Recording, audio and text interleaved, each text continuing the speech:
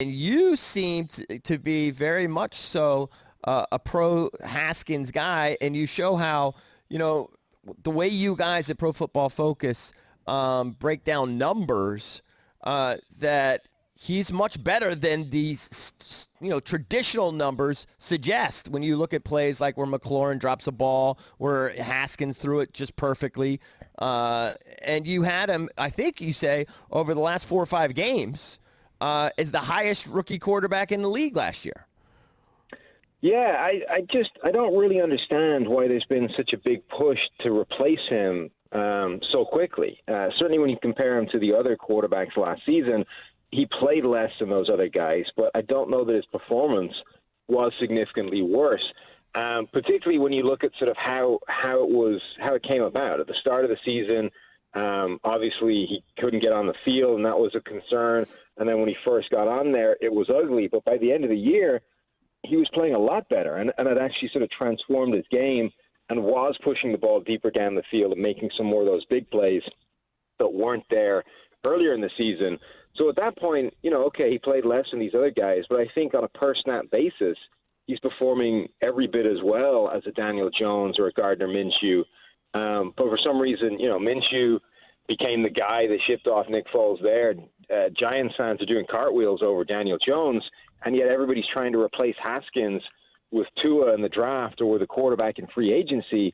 And I don't understand why. I think he's shown enough that would say that there's a plenty to build around with this guy when you consider all he was throwing to last season was Terry McLaurin, who, as good as he was playing, was a rookie. They could definitely do more to give this guy some more weapons to throw to. I think you embrace what he's shown so far and see what you have. Here are the concerns that we have here. First of all, it's going to be an abbreviated offseason, obviously. All right, no OTAs. He's not able to go out and work out with the receivers he's supposed to throw to. Who knows about training camp? That could be abbreviated as well. And then number 2, you just mentioned it, Sam. They really didn't go out and get any weapons. They tried to go out and get Amari Cooper. He wasn't interested. They tried to go out and get a tight end. They ended up with some backups.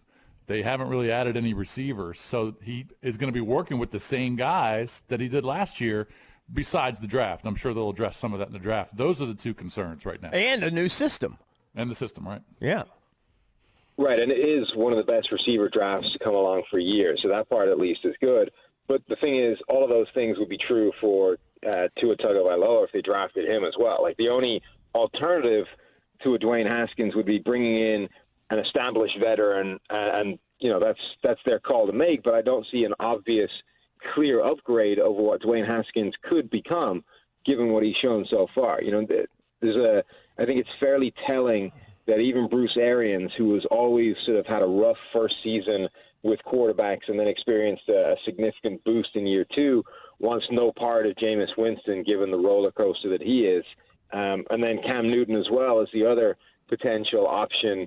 And he's got issues because of the injuries. The fact that the whole NFL world is shut down and medicals are a problem, I think hurts Cam Newton, because teams need to figure out what he is going forward in terms of health and durability, and whether he can start and play for a long time. So I think you're almost in a situation where you're better off just rolling with the devil anyway, at which point do all you can to build around him.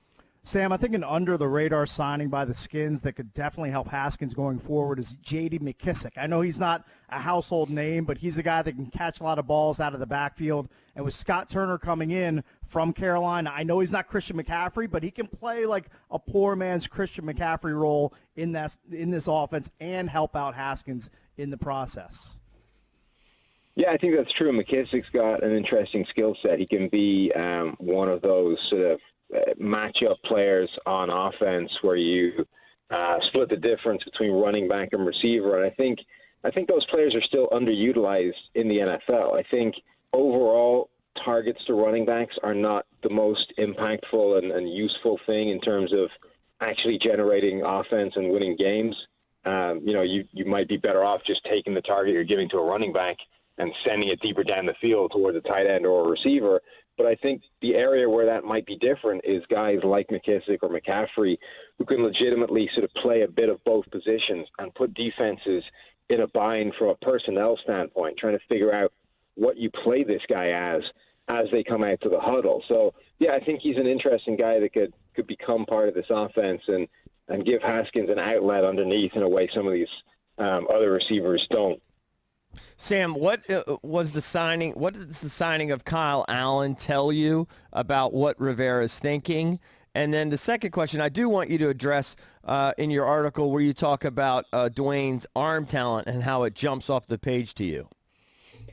Yeah, I mean, the signing of Allen, I think, to me, said that they're in the same boat that I am in terms of I don't think they're looking to replace Haskins. I think the Kyle Allen signing was one of familiarity. It's one of, a guy that understands the system and understands what they want to do, but isn't really in position to challenge for a starting job. I think we saw Kyle Allen got given every opportunity last year to win a starting job and played himself out of one instead. So I think at that point, you're thinking, well, they're not looking for a Cam Newton or a Jameis Winston. They're rolling with Dwayne Haskins, and Kyle Allen is a guy that's come in to add experience and help transition in that quarterback room.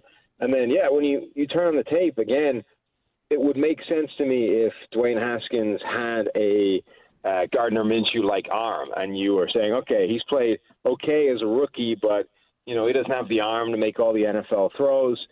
But no, that's true. If you look at Dwayne Haskins, one of the first things that jumps out is his arm is crazy. He can fit the ball into absurd windows when he sees it, trusts himself, and lets rip. So, again, these are things that should cause people to be optimistic about a quarterback, not pessimistic and looking to replace him. So, you run through his tape and you see some of the passes he's able to fit in. And, he doesn't have an absolute rocket like some of the very best arms in the NFL. But at the moment, he's using it a little bit like Cam Newton always used to, which is, his arm is good enough that it's able to buy him throws that other quarterbacks can't make. He can be a little bit late on throws, which is useful for a young quarterback that doesn't quite see it as quick as you need him to yet. He can buy himself a little bit of time and get the ball in late because he's got such a strong arm to still get it there. So that part is all plus.